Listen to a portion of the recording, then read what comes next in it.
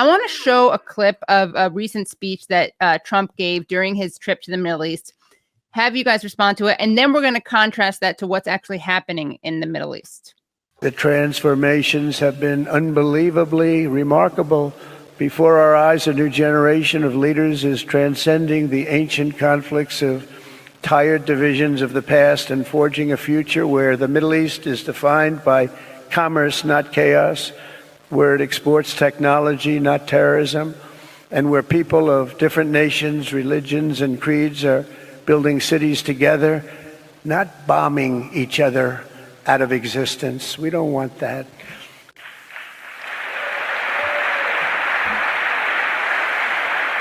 So now we see Mohammed bin Salman, who, of course, has bombed the people of Yemen, clapping. That's sweet. And it's crucial for the wider world to note this great transformation has not come from Western interventionists or flying people in beautiful planes giving you lectures on how to live and how to govern your own affairs. No, the gleaming marvels of Riyadh and Abu Dhabi were not created by the so-called nation builders, neocons, or liberal nonprofits like those who spent trillions and trillions of dollars failing to develop Kabul, Baghdad, so many other cities. Instead, the birth of a modern Middle East has been brought by the people of the region themselves, the people that are right here, the people that have lived here all their lives, developing your own sovereign countries, pursuing your own unique visions and charting your own destinies in your own way. It's really incredible what you've done. In the end, the so-called nation builders wrecked far more nations than they built, and the interventionists were intervening in complex societies that they did not even understand themselves. They told you how to do it, but they had no idea how to do it themselves. Peace, prosperity, and progress ultimately came not from a radical rejection of your heritage, but rather from embracing your national traditions and embracing that same heritage that you love so dearly. Katie, can I just say, I didn't notice this earlier, but if we go back to where we see bin Salman for the first time, is that Elon Musk? Sure is. Yeah, it is. Yeah. Speaking about anti-interventionism, I just wanted to remind the audience of the time that someone being critical of interventionism against Evo Morales in Bolivia, and Elon Musk replying, "We will coup whoever we want, deal with it." I think that's kind of ironic. Yeah. He would claim it was ironic too, in a different way. But yes, he definitely is not. Yeah. So again, this is great talk. When he talks about people's heritage and being allowed to continue their heritage, obviously that doesn't count for Palestinians. But I did want to just kind of, and he said that what is it? Gaza, the people in Gaza are starving, and we're going to stop that. We're going to fix that. Now, of course, they're not starving. I mean, that makes it sound like there's some kind of natural disaster, right? They're being starved to death. Just what's happening right now. So the Kamal Adwan Hospital was put out of service from bombardment by quadcopter machine guns, as reported by Dropsite News. There's a trickle of aid coming in, but it'll be barely adequate. And none of it has been distributed to the people of Gaza yet. And according to Gaza government statistics reported by Al Jazeera, at least 326 people have died of malnutrition since March 2nd. UN humanitarian chief Tom Fletcher announced today that if sufficient aid is not allowed into Gaza by Israel during the next 48 hours, 14,000 children could die. Let us take a look at this clip. מה שייכנס בימים הקרובים זה מעט שבמעט. כמה מאפיות שמחלקות פיתות לאנשים במטבחים ציבוריים שנותנות מנה יומית של אוכל מבושל. אזרחים בעזה יקבלו פיתה וצלחת אוכל וזהו. זה בדיוק מה שאנחנו רואים בסרטונים, אנשים עומדים בתור ומחכים שכן ימזגו להם לצלחת, איזה צלחת מרק. זה לא מגיע לחמאס, וזה מאפשר לאזרחים לאכול ולידידינו בעולם להמשיך ולהעניק לנו מטריית הגנה בינלאומית מול מועצת הביטחון ובית הדין בהאג, ולנו להמשיך להילחם בעזרת השם עד הניצחון. כל הניסיונות לברוח מאחריות ולגלגל את ההחלטה מאחד לשני הם ילדותיים, והם הדבר הכי רחוק שיש ממנהיגות. האם הייתי רוצה להימנע בכלל מהצורך להכניס גרגר לרצועת עזה? גם לא לאזרחים? יכול להיות. אני מבין מאוד את הכעס. אני מבין מאוד את כאבי הבטן שכולנו כאזרחים מרגישים. האמת היא... The stomach, you're really saying the stomach pains I mean, is that a joke? The stomach pains we all feel as citizens while the other people are dying of hunger? Of being starved by you and your government? Well, he's talking to his constituency, and his constituency includes a whole lot of people that are happy to see Palestinians starve. Right. שעד שאחרון החטופים חוזר, גם מים אנחנו לא צריכים לתת לרצועת עזה. אבל במציאות, אם נפעל כך, העולם יכפה עלינו לעצור את המלחמה ברגע אחד ולהפסיד. זה לנצח בקרב ולהפסיד במלחמה. אני מחויב לנצח במלחמה. עובדתית. ותשימו לב לנקודה הזאת. אנחנו כבר 1.5 שנה מכסחים לחמאס את הצורה. אנחנו מפרקים את עזה ומשאירים אותה כאויי חרבות עם הרס מוחלט וחסר תקדים בעולם, והעולם עוד לא עוצר אותנו. יש לחצים, יש מי שתוקפים, הם מנסים לעצור, הם לא מצליחים. אתם יודעים למה הם לא מצליחים? כי אנחנו מנווטים בחוכמה ובאחריות, וכך נמשיך. So basically what he's saying there is we know that these civilians should be starved to death, but if we do that, then they may undermine our war a little bit. So he's basically just saying, you know, we need to let in some food just so that we are able to not be blocked by the Security Council, and also just so people will continue to arm us. So this is Trump who said he's going to fix it. They're basically saying out loud how Trump and much of the Western world is interacting with Israel. Now, what's interesting is that some Western nations are actually starting to change, not in any real policy way, but we see some rhetorical shifts. So here is Adam Boehler, Trump's special envoy for hostage affairs. And here's what he just had to say at a Jerusalem Post conference in response to the UK, France, and Canada's call to break the starvation siege and end the military campaign. Let's take a listen. So after a few days in Doha, you were the last week with the negotiations team. We're in the midst of a new attempt. How close would you say are we to a new hostage deal? I'm not going to speak on things that, first of all, some that I was part of, some that I wasn't part of, so I don't want to overspeak, and I think a lot of those things are fluid and confidential. So let me just speak generally in this area, which is I do think we're closer than we ever were, and part of that is because of movement that the IDF and Israel did on the ground. And so that it strengthens our hand. So as opposed to France, the UK, and what was the other country? Canada, who criticized Israel today for the ground operation, the United States supports it? The United States has always been a fervent supporter of Israel.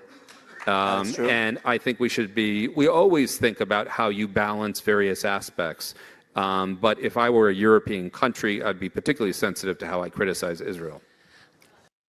Oh, yeah. Okay. I mean, by now, let's just say if you're a European country, you should be particularly sensitive about how you're making Palestinians pay for your crimes against Jews. That's what you should be embarrassed about. If you want to, use the Holocaust as they so clearly are, and so shamelessly are, and they are, really just weaponizing the Holocaust to justify more genocide. It's absolutely disgusting.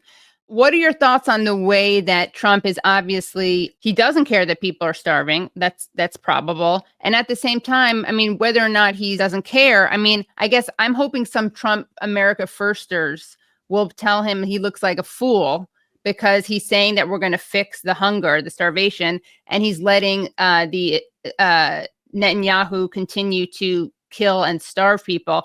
And one more thing I want to show, and then I'm going to get your response, is I hope some people show this video to Trump because he should be a little disturbed by things that Netanyahu has said about America in the past.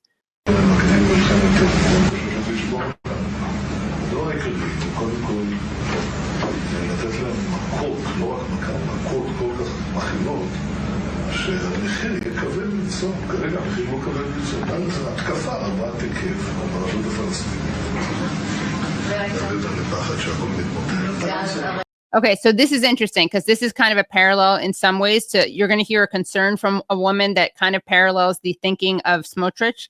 So Netanyahu was saying to bring them to the point, Palestinians, of being afraid that everything is collapsing. Okay. And someone there with him says, wait a moment, but then the world will say, how come you're conquering again? Right. And this is the response. The world won't say a thing. The world we're defending. Aren't you afraid of the world, Bibi? Especially today with America, I know what America is. America is something that can easily be moved to the right direction.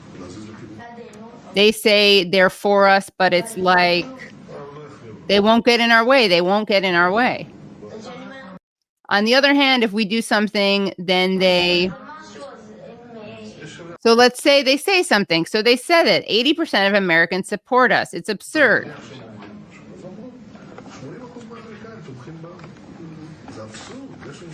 We have that kind of support, and we say, what will we do with the...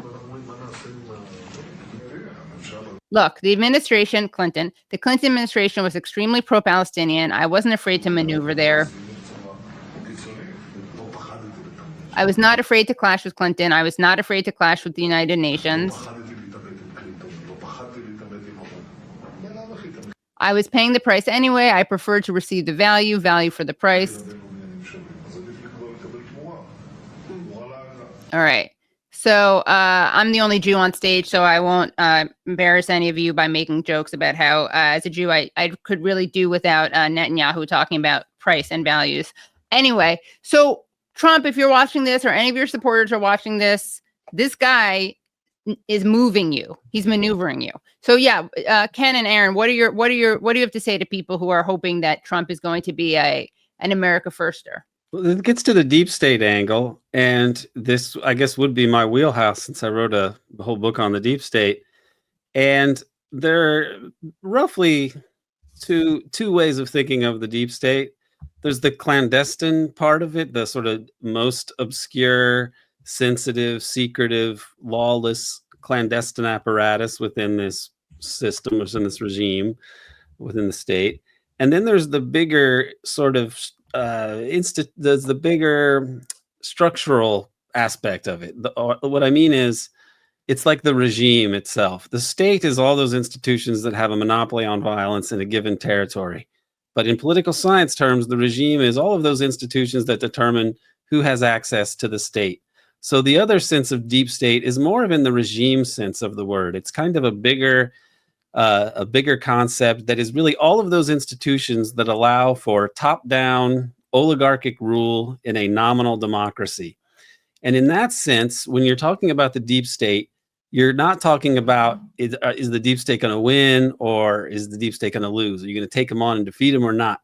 It's really about accommodation. And you have all of these entrenched oligarchic forces, and presidents take office, and they cannot go around confronting all the most powerful institutionalized factions of the oligarchy and the regime. If they do, they will just be destroyed. You've got to try to accommodate them. So under JFK, he, of course, accepts the basic cosmology of the Cold War, and always says, of course, capitalism is the best possible system. You know, there's no way you could really talk very seriously about going against the orthodoxies of the U.S. You have to accommodate them and move on the margins. That's more or less the way things work.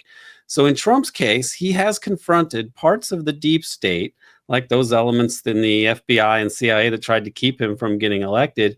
And he has moved the U.S. away from the quest for unipolar, full spectrum, neoconservative dominance. He has, in his speech, he denounced neoconservatism, and he seems to be moving away from that in his other statements and returning to a more kind of crude Monroe Doctrine, Western Hemisphere style of imperialism. So he's not an anti-imperialist, but he is attempting to confront what we could have called the deep state for the last few decades, which is a neoconservative entity bent on a consensus, bent on unipolar global dominance and forever stopping Russia and China and making sure, of course, Israel über alles. But he's not confronting elements of the deep state represented by Miriam Adelson, for example. I mean, he he has confronted the deep state in some ways, but in other ways, he is simply he's always been a part of the deep state. He's never advocated for open governance and real democracy that would eliminate the basis for oligarchic, anti-democratic, lawless rule. So he's not taking on the deep state. He is confronting aspects or segments of the deep state, and this maybe have been behind the assassination attempts against him, because even saying you're going to back away from the unipolar project is going to upset some powerful actors. But when you've got Marco Rubio, who I'm no fan of, but when you have somebody like him even coming out and saying, hey, the unipolar era is over, that marks a change in the grand strategy, if we can call it that, of the U.S. regime. The problem is that Trump doesn't really have any coherent strategy. And with Israel, it's most obvious that his rhetoric about ending, forever wars and so on, this is incompatible with trying to please people like Miriam Adelson and other Zionists who by now, I think we have to say, have a kind of Nazified ideology just in the act by the definition of the term. I mean, Lebensraum, Untermenschen, master race. There are precise analogs within Zionist ideology. I'm not saying that they're capital N Nazis, because that doesn't make any sense. They don't like Hitler, but they're lowercase. Well, there was collaboration. The lowercase Nazi as a meaning genocidal, blood and soil fascist, that fits pretty well. Right. And there was collaboration between Nazis and Zionists, as Tony Greenstein writes about. And certainly Israel depends on and appreciates, I think, anti-Semitism. I always wonder online when you see these unhinged anti-Semites, that I always wonder what percentage of them are just Israel sock puppets. But maybe that's just me. A lot of them. Yeah. Yeah. They arrested some guy a couple of years ago who had called in threats to over 1,000 synagogues. He was an Israeli. Really? Oh yeah. So search it on YouTube. You'll find it. Wow. If I could comment on this, to take this really full circle, I think those people in Israel right now are the natural descendants of the fascist Zionists who admired Mussolini for bombing the Ethiopian villages. And we had a lot of people in this country that thought fascism was great. I mean, Mussolini ended up on the cover of Time magazine. Anybody that ever visits New York, go up Fifth Avenue, get to Rockefeller Center, look on the facing Fifth Avenue. There's a pavilion that the Rockefellers built, and it is a beautiful embossed statuary with the words Italia on it. It's gorgeous. That was built for the Mussolini government by the Rockefellers. So we are the Nazis. The Israelis are the Nazis. The Nazis were the Nazis. And we're just doing what Nazis do. Right. The only ones who aren't Nazis, well, not the only ones, but the people who aren't Nazis are the Palestinians.